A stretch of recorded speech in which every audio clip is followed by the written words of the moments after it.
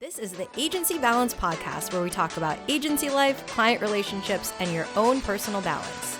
Agency Balance is sponsored by SmartAcre. SmartAcre helps you automate, enhance, and accelerate your B2B marketing. Visit GetSmartAcre.com to get your free marketing and sales assessment. Here are your co-hosts of the Agency Balance Podcast, David Snyder. And I'm Lisa Zwickel. Welcome to another episode of the Agency Balance, and welcome back, Josh Liegel. Thank you. I'm stoked that you're back on season 2. We're wrapping season 2, and you snuck in. All right, great. It's good to be here. So today, Josh has a great story that I asked him to come on and share, and today we're talking about journeys. Yep. You took a journey. I did take a journey. I heard you took a trip. I took a trip that was the part of a journey, is really how you want to phrase that, but yeah. Amazing.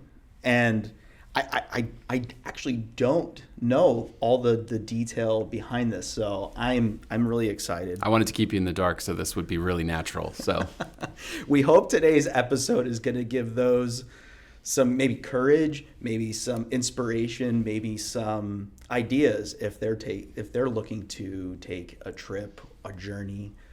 So let's just get into it. Yep. Where did you go? So I went to Entebbe, Uganda, and Mukono, Uganda. In one trip, we went to both places. And just to give you some, geographic, Uganda is in Eastern Africa. The equator runs right through Uganda, and it's one country over from the coast. Kenya's on the coast, and then it's right there. And the capital of Uganda is Kampala, and Entebbe is just south of Kampala, and Mukono is just east of Kampala.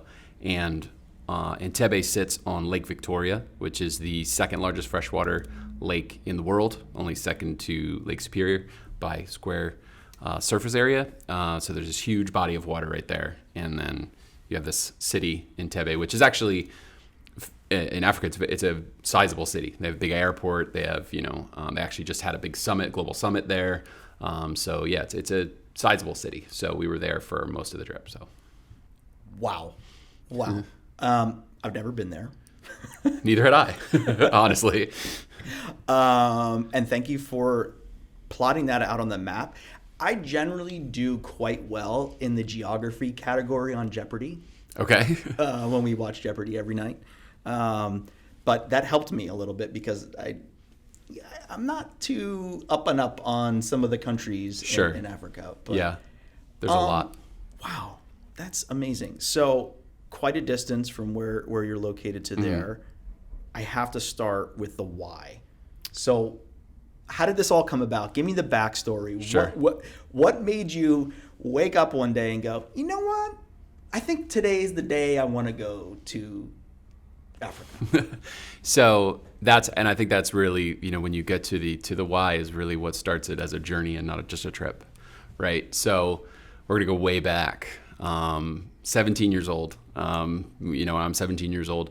I had a friend in high school, and her family had lived in Kenya for a year when she was a kid. Her dad was a teacher. They went on sabbatical and lived there, and he taught at this other school that was there for a year. And she had shown me all these videos, like home videos. We're going back to like 1995. She's like showing me these home videos, and it was just so cool, like seeing this other culture, this other world that I had never experienced. And at that point, I was kind of like, someday I'm going to go to Africa. Like, I want to go there someday. Like, that is definitely like something I want to do with my life. Then high school, college, getting out of college, trying to figure out life, wife, kids, like everything starts happening. So the dreams and the visions of going to Africa really weren't on the table as far as like something I could do, right? So then fast forward to summer of 2023, and my oldest daughter, who's 16 at the time, has an opportunity to go to Kenya with our church with the youth group on a missions trip. So she goes out, she's gone for just under 2 weeks, and she came back and she's just, this is life-changing. This is, just revolutionary for her, and she's just so fired up about it. So I go to the missions pastor, who I'm actually very good friends with at our church. I say, Steve, look, if you guys ever do like just sort of a random trip, not a youth group trip, I'm obviously not in high school, but if you guys ever do, just like a random trip into Africa, any point in Africa, because we've been there's been trips to Zambia, Kenya, Uganda, like different parts with different places we've worked with and stuff. So if there's ever an opportunity, I'd love to be considered to be a part of it. Now this is like July of 23. So he says, yeah, we probably have some stuff coming up. I'll keep you posted.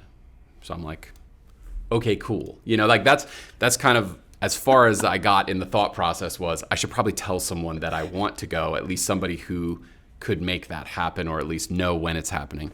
So I told Steve and I said, yeah, I'd really like the opportunity to go with this. So like a month later, he says, listen, I'm going to do a trip in January.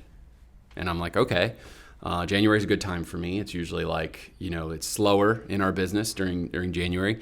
And, we've just finished the year. We got the whole year ahead of us. So there's sort of a little bit of time there's some flexibility and stuff. It's not the heat of our business season. It's not we're trying to close out the year. It's sort of a little bit flexible. So I said, all right, January could work. And my response was, what are we going to do? Yeah. Like where we go? Why are we going? Where are we going? Like what's happening? And he was like, I'll let you know. And I was kind of like, you'll let me know. Okay. Like this is not what I expected you to say. So I wasn't really sure, what it was, but I was kind of like excited, who's going, what are we going to be doing? I mean, the church has done medical trips. The church has done more like evangelistic outreach trips, so there's been different types of trips that have gone over before, building trips. They've built radio towers, they've built buildings, they've, done other things. So having the opportunity to go, I'm just thinking, all right, great. Well, what are we going to be doing?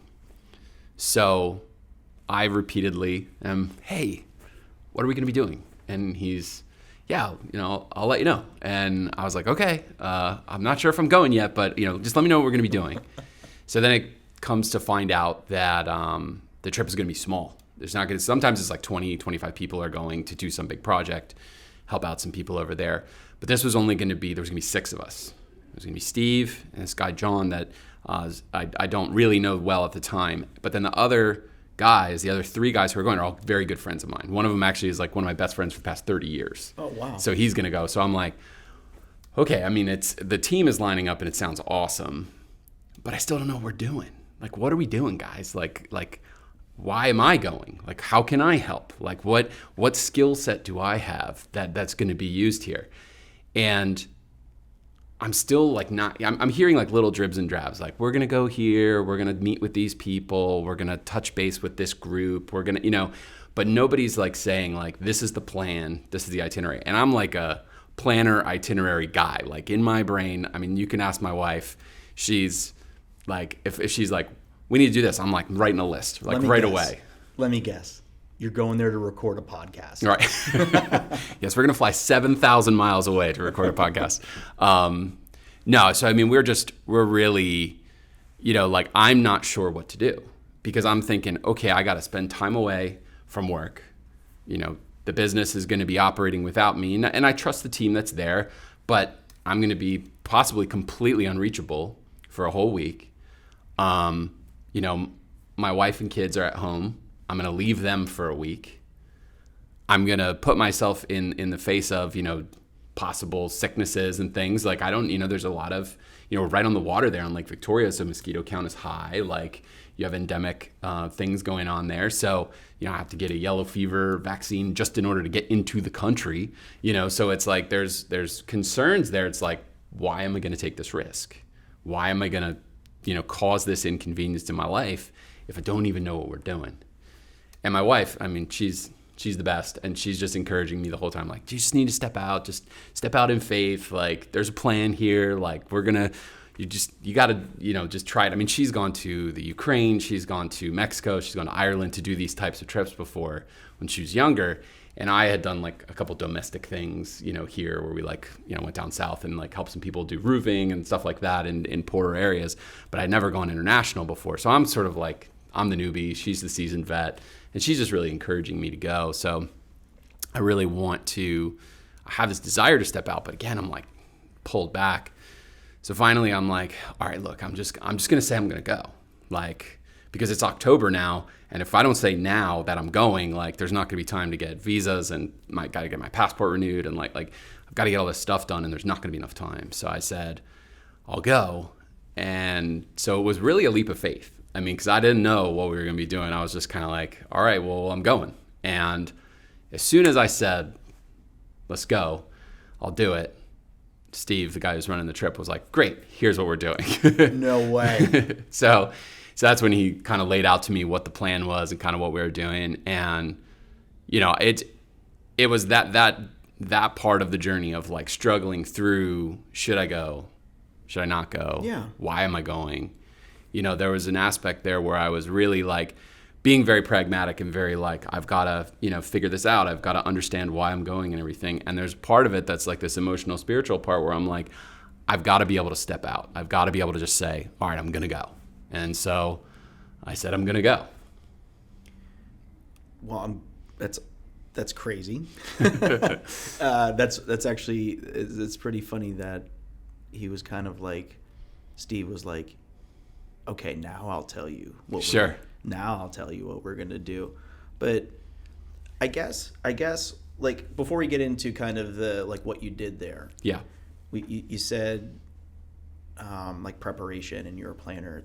Last episode we talked about a lot of P words. We're talking about P words again. Not those type of P words. Right. But what did talk to me, share with our listeners like the amount of preparation that you did have to do, both personally, mm-hmm. which you were sharing, you know, as a father, professionally as a business leader, but also I think maybe, you know, health and mental as well. Sure. Talk to me about that. So, I mean, in preparation, right? Like, I think that was even a step out in like, I don't know what to do. Like like I said, I've never really traveled. I mean, I have traveled internationally. I've been to Canada. Yeah. So not exactly a huge culture shock up there. It's America with kilometers. I mean, that's basically what you're dealing with up there. So it's not very different than what things are like down here culturally. So I was trying to do this simultaneously, like get prepared for everything and simultaneously like be prepared for nothing because you don't actually know what you're going into and I want to prepare for the wrong thing. So I was really like, you know, from a business standpoint, I just wanted to make sure there was clear goals and objectives set for the business in my absence. Again, not because I don't have a good team there who can manage everything when I'm not there, but it was really that side of like making sure the ship is still moving forward and not just sort of like stagnating in my absence. It's only a week. But I also recognize the fact that I could get sick while I'm there. I could be out for another week when I get back. You know, I had a friend who went out there actually to the same area, wound up getting a parasite, was knocked down for a couple weeks when he came back, you know. So I knew that there was like risk here. So I had to have things set up in advance of my absence that it was going to be more than just here are the, you know, 5 or 6 business days that I'm going to be gone and recognize the fact that this could very quickly become 11, 16 business days, you know, the better part of a month. And are the objectives clearly stated in advance? And, you know, thankfully, shout out to Mike Clark, COO of EIC Solutions, just really holding it down, knowing what's what, making sure things are moving forward. So, you know, I was blessed to be able to have that side of things kind of taken care of. Everybody knew what to do. And then even with at home, you know, again, my wife's a superstar. She manages, you know, getting 3 kids to school every day, bringing them back, getting dinner on the table. Like, she's the best. And so, you know, she was, of course, sad to see me not be there for a week, but simultaneously really excited for me. So I didn't have a whole lot to worry about there. So it was nice. I think emotionally, you know, I had to temper my expectations because I'm such a planner that at times I can plan out like what's going to be fun and what's not going to be fun and like emotionally like how I'm going to deal with it. You know what I mean? Like I can fall into this trap of like ultra planning at times. So I really had to kind of dial it back for myself and say, okay, I want to be totally open to like what is going to happen here and that I'm not able to control it. but I want to experience it. I want to see, what opportunities are going to come for, meeting people and encouraging people and like being able to bless the people we're there to serve, and not just going in with this like preconceived, all right, I'm gonna get this done, I'm gonna get this done, I'm gonna get this done, So I really had to be careful not to overhype myself. Yeah. And just kind of like let it be what it is. Plan for the unplanned. Exactly. But even in that, I can get a little too granular. So I tried to, have the things I needed, not overpack or over worry about like, well, what if this happens or what if that happens?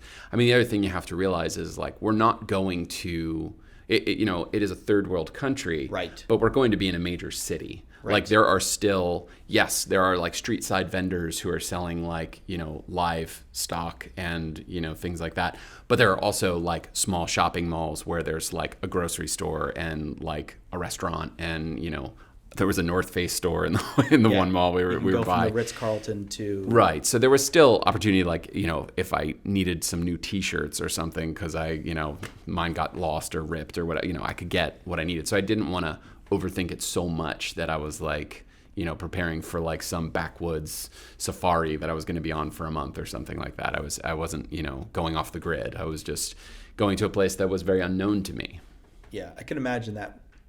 There was probably times that you felt uneasy about the uncertainty. Yeah, very much so. Again, I don't like uncertainty. It's not my friend, and it actually is my friend. But I don't like to. I like to pretend that it's not. But it is one of those things. Like the uncertainty side of it for me was very scary. But again, that was where like that stepping out in faith had to happen. Like I can't control everything. I can't plan everything in life in general, and I have to be willing to kind of move and adapt as I'm in the midst of it.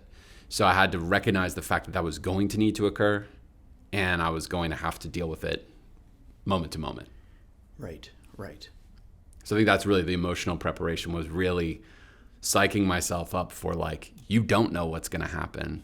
You don't know what you're going to experience, and that's okay. Yeah.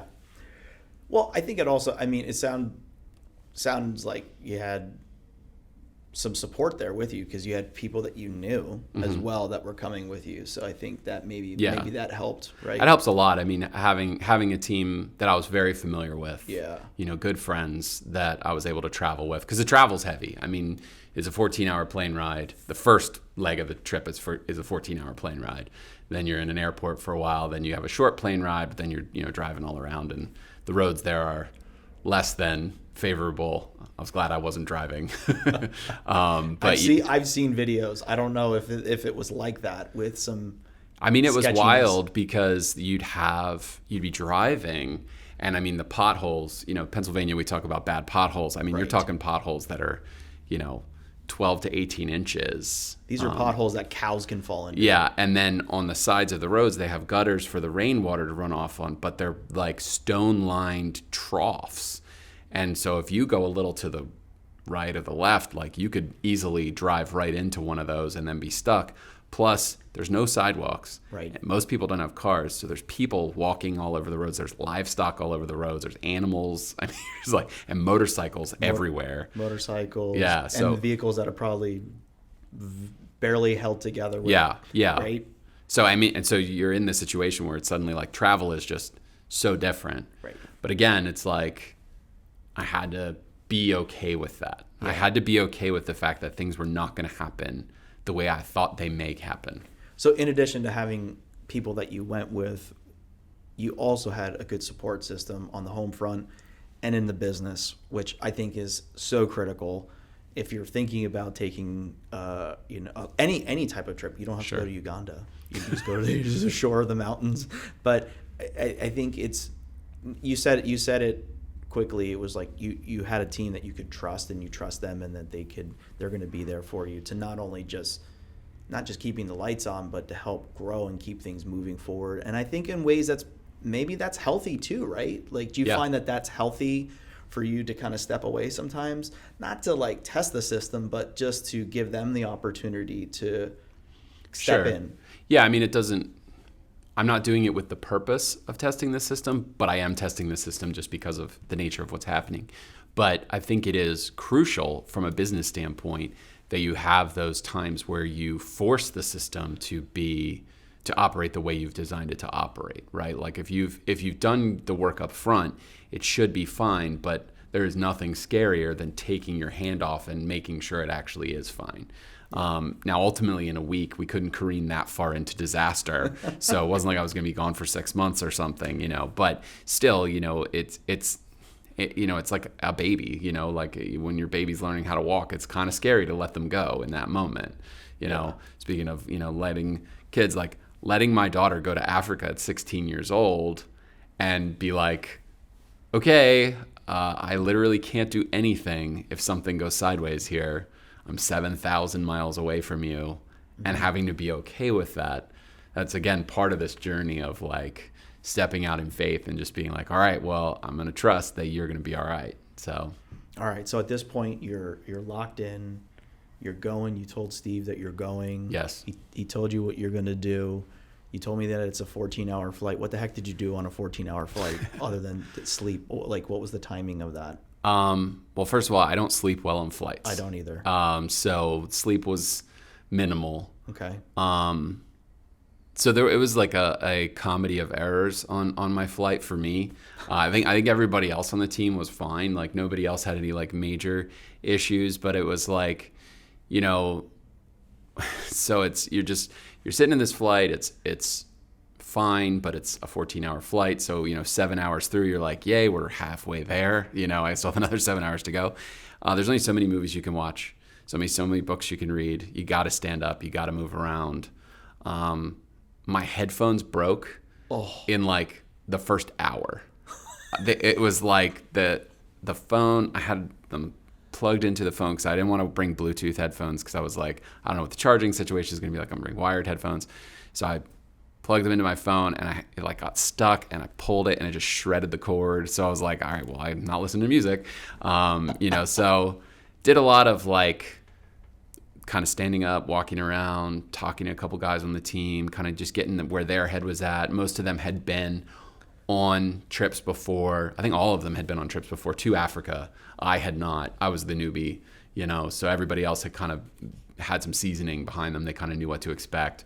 I did not know what to expect. So, but honestly, for a 14-hour flight, I think I really just was able to kind of get my head in the space of we're going to go here and we're going to serve, and it's going to be unknown and it's going to be strange and it's going to be wild and it's going to be awesome, like all at the same time. So by the time, you know, getting onto the flight, I'm very like, what's going to happen next? Getting off of the flight, I'm more like, I can't wait for what happens next. You know, I'm so far into the unknown at this point that it's like I might as well just let go and let this happen, as opposed to still trying to hold on and trying to figure things out and trying to, you know. So I think that 14 hours for me, even though I wasn't able to do a lot of, you know, passing of the time, I passed it just by really like praying through some things, thinking through some things, kind of figuring out like, all right, well, what am I going to do next? Like, I'm going to let this happen and just be here. Is that their summer months? Yes. Okay. See, I know a little bit. Yeah. Jeopardy. You're just south of the equator, like literally just like so barely south of the equator. Do they have what they call cycling, where they like surging, like they would shut down the electricity at certain points? Do you know what I'm talking about? I mean, I've heard about that. Yeah. They didn't do it while we were there. Where we were, they may do that. We weren't experiencing that. Again, there was this huge global summit that was happening. I forget what it was, a G whatever. That was happening while we were there. So it was actually kind of crazy because we get off the plane and there's literally guys with like AKs like everywhere, just like because there's all these global leaders coming in and stuff. So we're just like, okay, we're just gonna not a global leader, right? Not a global leader. You guys don't need to worry about me. Like, we help out with global solutions, but we're not a global leader, right? So you know, it was one of those things like it actually felt very safe, and I think because of that, we didn't experience some of the like maybe that's also why some of those things that maybe would have made it even more uncomfortable, you know, something like that. But to speak to the summer month thing, it was really kind of. I'm not a hot weather guy. I don't love hot weather. And we're going from, it's January in Pennsylvania. It was literally snowing on the day that we left. Like, we don't know if we're going to get out of here. Like, it was a pretty serious snowstorm. And we go from that, like freezing temperatures and everything. Our bodies are used to this freezing temperatures. Half a day later, you're getting off the plane and it's 85 degrees and 90% humidity. And there's very few places that have air conditioning. Most places do not. So you're just like hanging out, sweating profusely. Hence the need for new T-shirts, perhaps. It was very uncomfortable, I have to say. Like physically, it was very uncomfortable. But I think that was again part of this journey. Like I had to like let it go and not be like, well, how am I going to get myself comfortable? It was more like, well, I'm going to have to lean into this and just be uncomfortable. For a person who creates a product to control heat and cooling, yes, when you have no control over what that's going to be, you'd probably be miserable. It was, I mean, that's the thing though. It was like, it wasn't miserable. Like if I was here and that was happening and I was just sweating profusely all the time, I would be miserable. Yeah. But we were there. Yeah. And because I had sort of gotten myself into this headspace of like, I'm just going to let what's going to happen, then I was okay. Yeah. Or it's just like going to Orlando in the summer. Right. It's 100 degrees with less, Disney. Yeah, exactly. All right. So, what did you do? So the plan that kind of came out was like, and even this to me was like that this wasn't enough of a plan for me. If I'm going back to like, is this going to be enough planning for me? Like this wasn't really enough of a plan, but it was actually the perfect amount of planning. Like having come through it, it was perfect. But going into it, I'm like, can't we have more of a plan? Can't we have more things on the itinerary? What time are we doing this? But basically we went to, we had three main objectives while we were there. The first one, and the one I'll probably talk the most about, so I'll kind of save that for last, was to meet with Asafiwe Child Care Ministries, which was a big deal. So I'll get into a little bit about that. But then we also went out to one of the islands that's in Lake Victoria and met with a guy who runs a school and church and child's home there, like in the middle of this massive body of water, these little islands. And so he was there. And then for 3.5 days, almost 4 days, we were in Mukono, which I had mentioned, and that was for a conference for pastors who are in East Africa, so Tanzania, DRC, Kenya, Uganda. So they were there meeting for this like biennial conference. I think they do it every other year. And so we were headed out there for that, just to kind of help out and meet with some people. And so to me, again, I'm looking for like tactile things. Like, what are we going to do? What's next? Are we going to build something? Are we going to like, raise a barn? Like, what are we going to do here? And we weren't digging wells. We were just kind of helping out here and there. So in Mukono, when we were up there, we met a lot of guys who are just serving in these crazy areas, like, places where there's very little infrastructure, like in refugee camps, like where they're just like, I'm like, what do you guys do? And they're like, well, I'm a pastor. My church is under a tree. And we meet in this refugee camp, and, we've got 50 people who come out and just like, we get to love on them and help them and stuff. And these guys are like so joyful. They're like so excited to be doing what they're doing, And in countries where they're very hostile towards other religions and stuff, like, these guys are there serving faithfully and just excited. So you're looking at that and you're like, I'm worried about whether we're going to have air conditioning or not and how sweaty I am. And these guys are like, I rode 4 days on a motorcycle to get here, right, to be here, to do this. And it's constantly checking that thing in me of like, I want things to be planned. I want things to be comfortable. I want things to be sort of set. And these guys are like risking life and limb just to like do what they've been called to do, So I'm like, just like growing, learning from these guys. And it was just cool. I mean, like you see these guys and they're just like, they want to talk to you. They want to like spend time with you and like just share a meal with you. Steve said really well, he said, Americans have watches, Africans have time, and they want to like sit down and they want to just spend that time talking to us and stuff. And they love, our church and the things we've been able to help people with and stuff. So they just want to like talk to us. Like it was crazy because you're going there to serve. Like that was our goal, go there to serve. And I just felt like everywhere we went, like it was like competing. Like I wanted to serve, but they wanted to serve us. And I was like, come on, let me serve, like. Infectious. That was infectious. Like yeah. You probably immediately started to forget about anything else, and you wanted to. You were switching from watching your. I like that statement, by the way. Americans have watches. Africans have time. Yeah. You were like, I'm here. So right. like lean into the time aspect. Yeah. I'm here to do that. So you're leveling up to them and trying yeah. to. Oh, that's really cool. So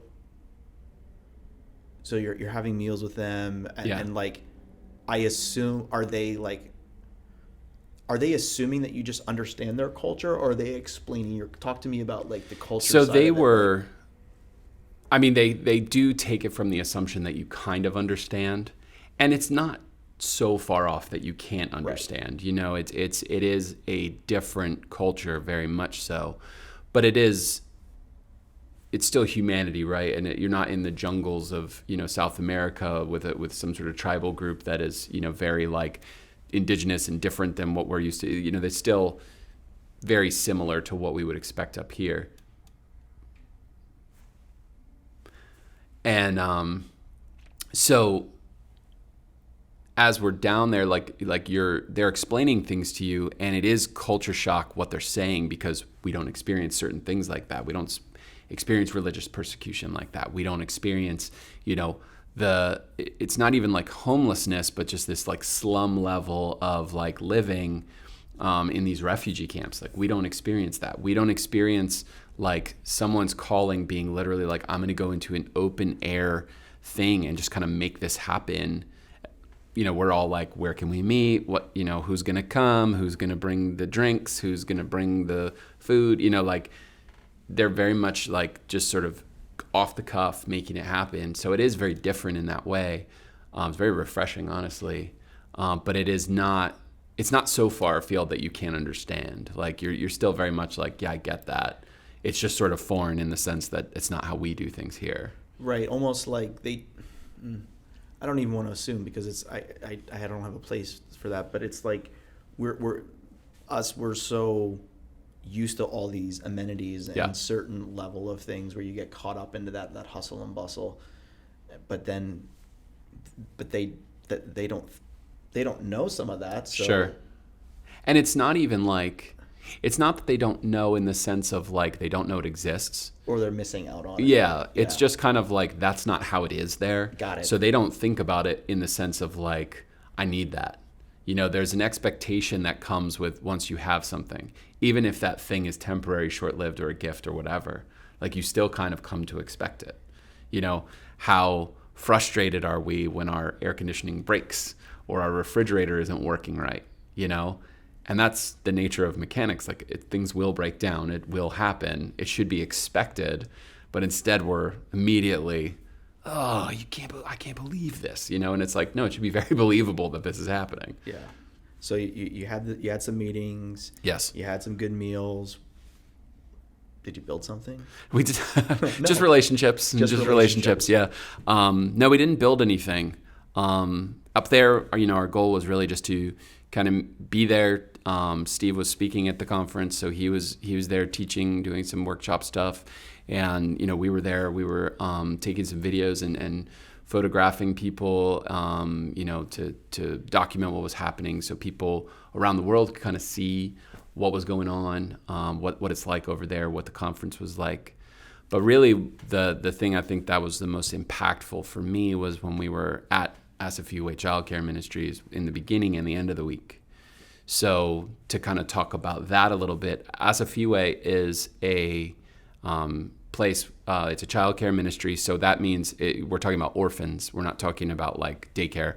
So it was started by a girl who's from Philadelphia, actually. Her name's Julianne, and she had gone out to Uganda to be a teacher, and while she was there, she noticed there was a lot of kids who were in the school that she was working at, and there's one kid in particular who was falling asleep during class all the time. And she was kind of watching him and kind of thinking like, okay, what's happening here? Come to find out, he had no parents. He had other siblings he was trying to take care of.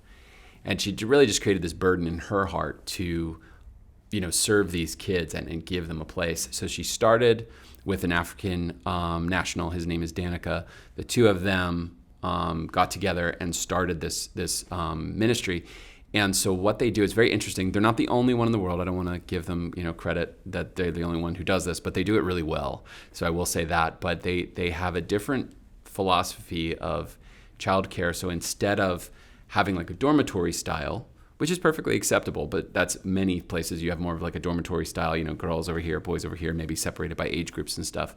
They do family homes. So they have a house mother who lives in the house. And then there might be anywhere from like 8 to 10, maybe a couple more kids who live in that house and act as a family unit.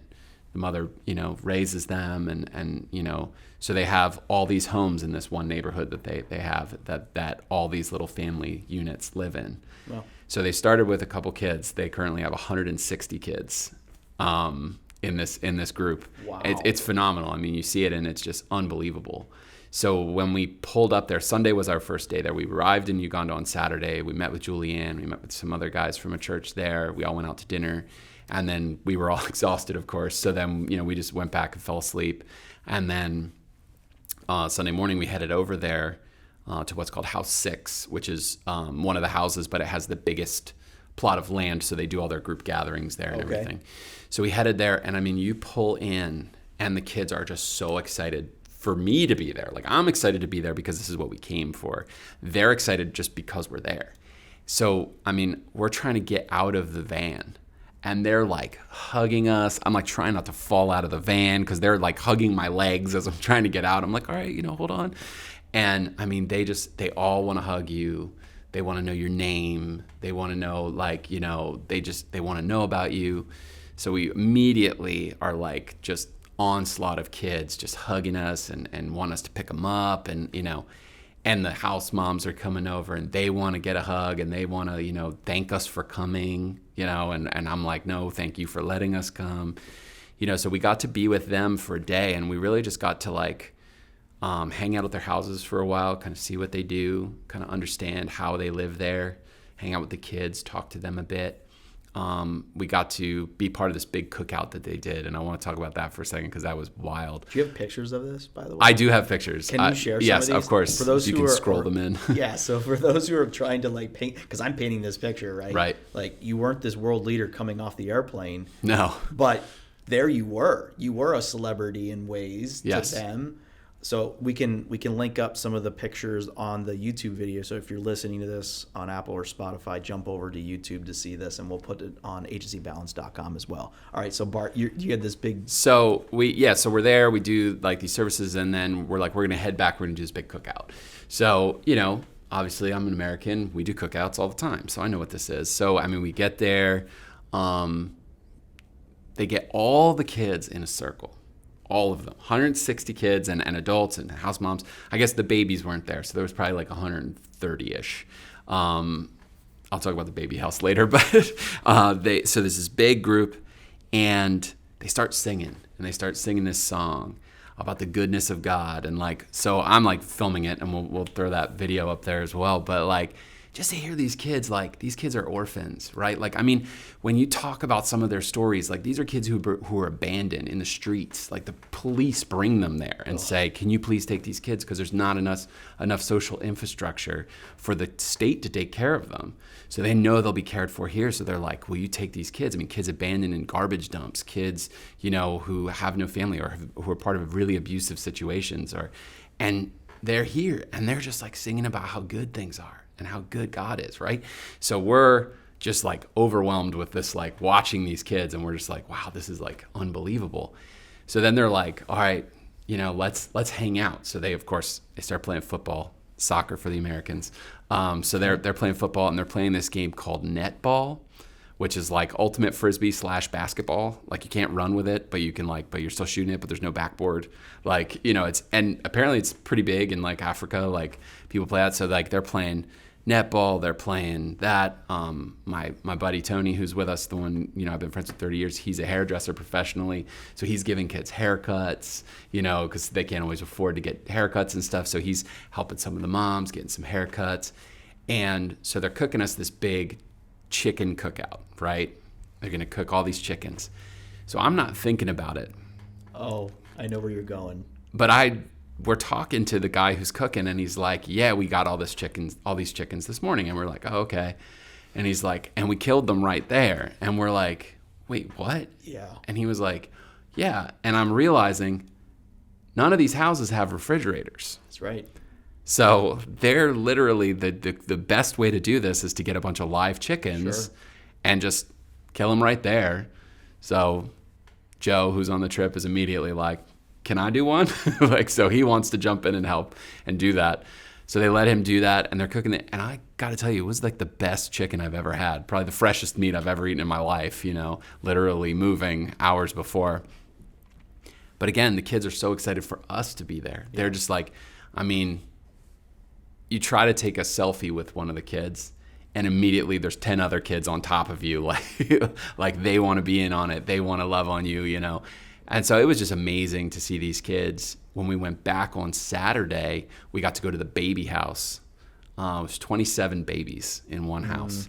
And that's the only house that's staffed. Like they have staff that rotates regularly and everything. Makes sense. And these kids were just adorable. They just, no one was really fussing. No one was crying. Like everybody was just kind of like hanging out. And I got to hold these two twins, boy-girl twins, and that was really cool for me because I have boy-girl twins and they're 17 now, so they don't want to be held.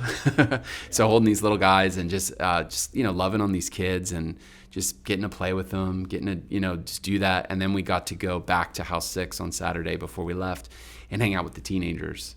And I got to say, like, teenagers in Uganda are exactly like teenagers in America. They have the same, wants and desires. They have, maybe it's scaled back from like a stuff perspective. Like they don't necessarily want all the stuff that we have here, just because it's not on their radar really. Yeah. But they're just teenagers. They're a bunch of teenagers. And so we got to hang out with them, just kind of encourage them.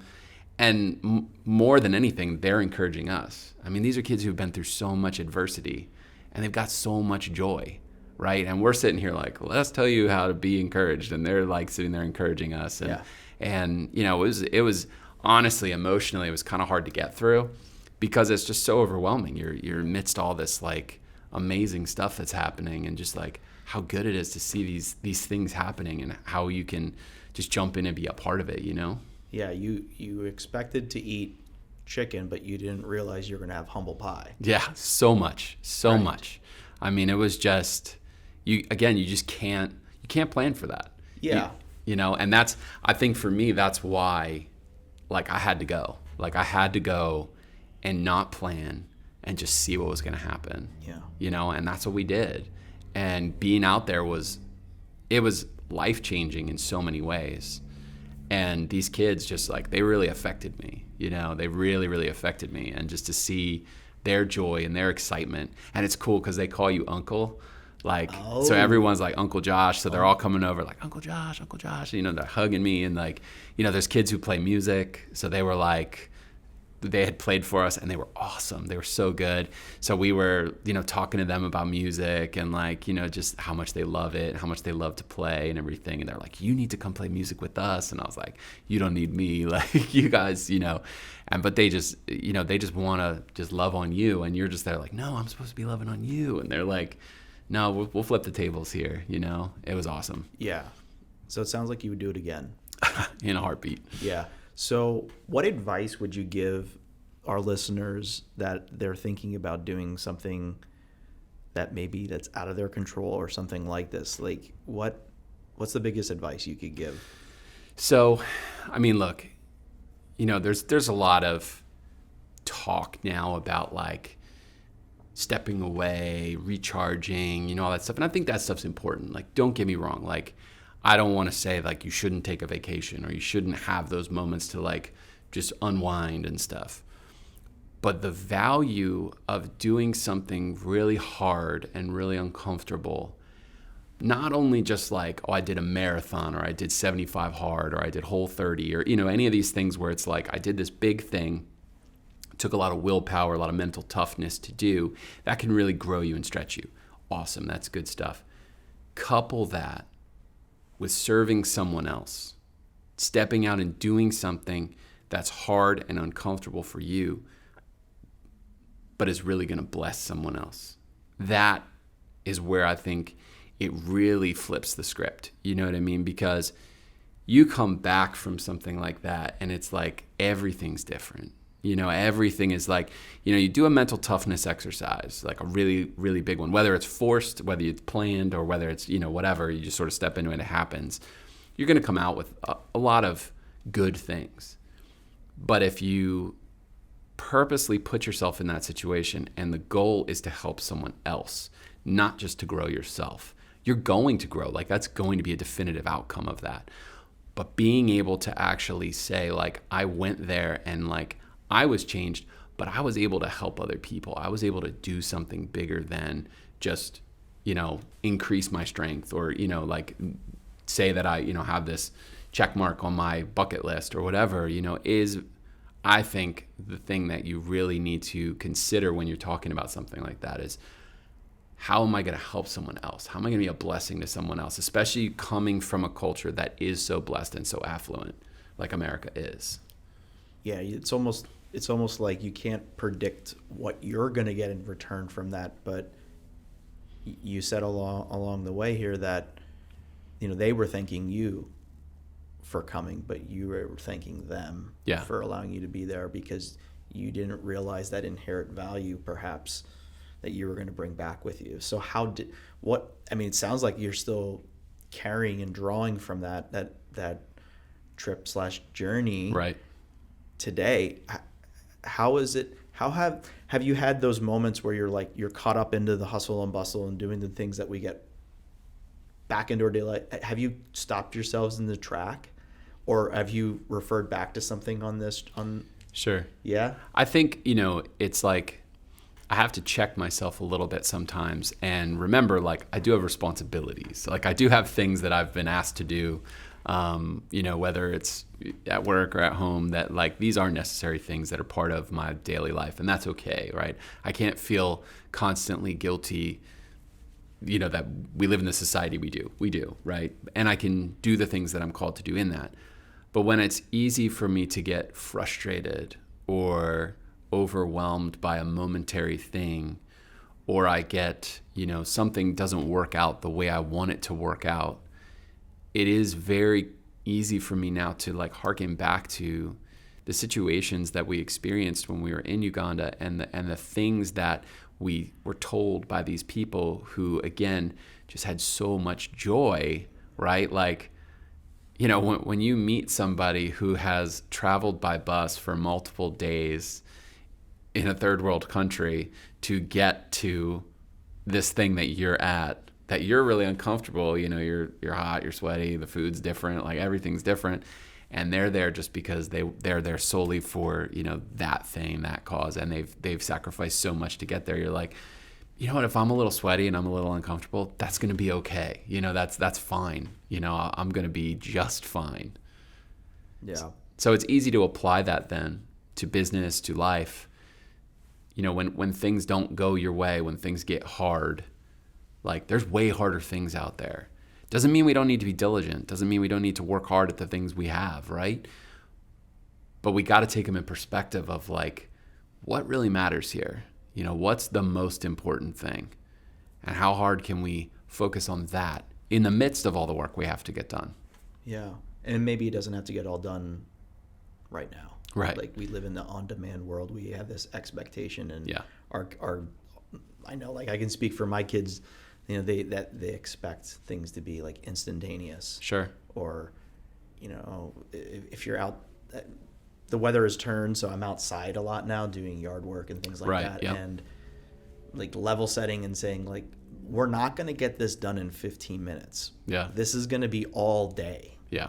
We're going to be doing this.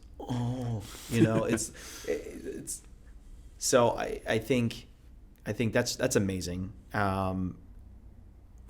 Anything So can you plug either a link or anything? Should we link that up for? Yeah, let's link it up for help? Ask If You Ate Childcare. I think people can go and check out their website. There's ways to donate there.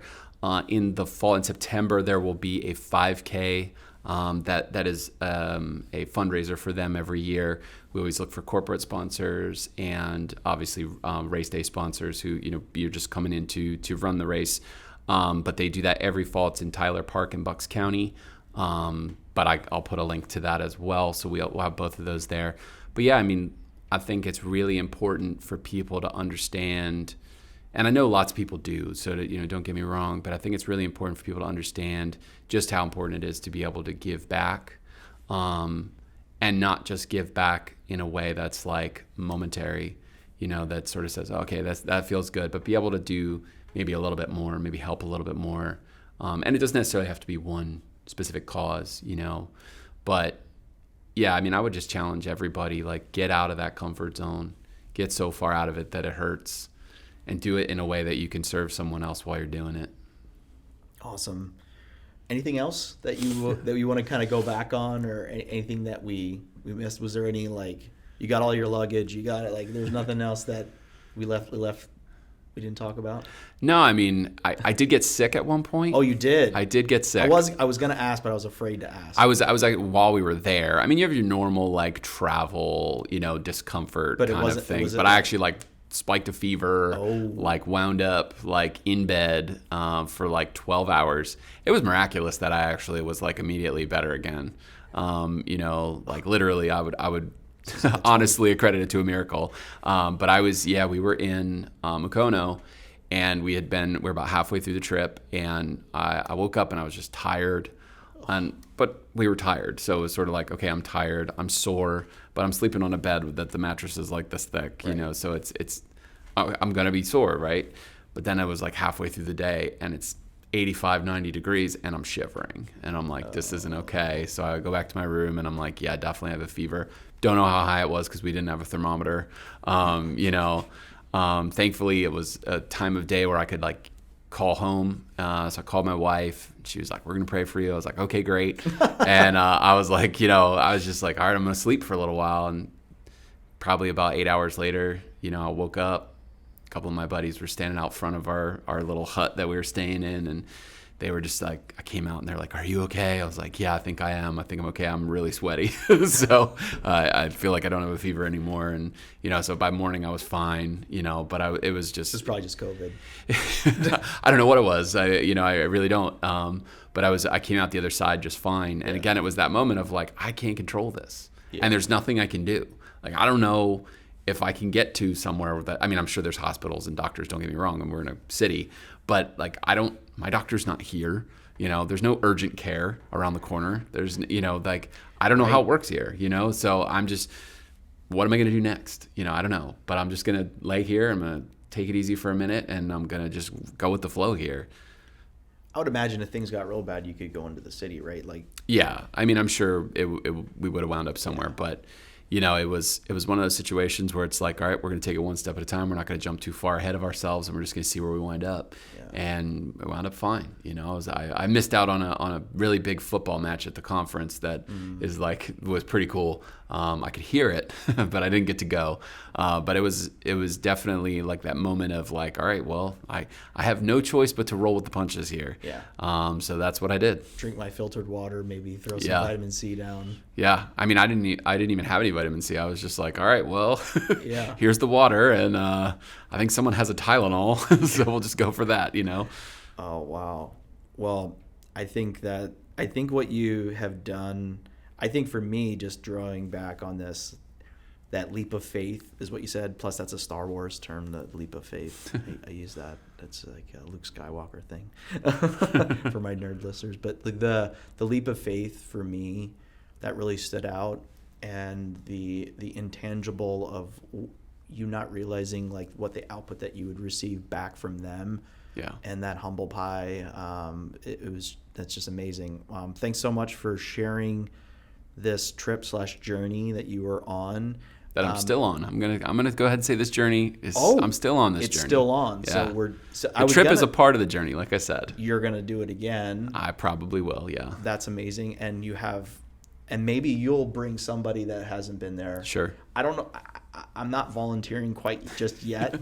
I have to work up to maybe going. Take your time. It only took me 30 years, so. But no, in all seriousness, amazing stuff. Thank you so much for sharing that. Again, if anything you want to plug for you, or again this, we'll link everything up. But anything else you want to share? No, I mean, we just, like I said, it's a journey, and it's still a journey. Like, it's still, there's more to be done. There's more, service to be done. I just want to pray that I'm, doing the right things and stepping into the right areas. But it definitely opens you up to this whole new, there's a lot to be done out there, but I don't have to have it all planned out and figured out. I just got to take the next step, Well said. Thank you so much, Josh. Appreciate you coming on. Glad to be here. Subscribe to the podcast at agencybalance.com, Apple, YouTube, or Spotify.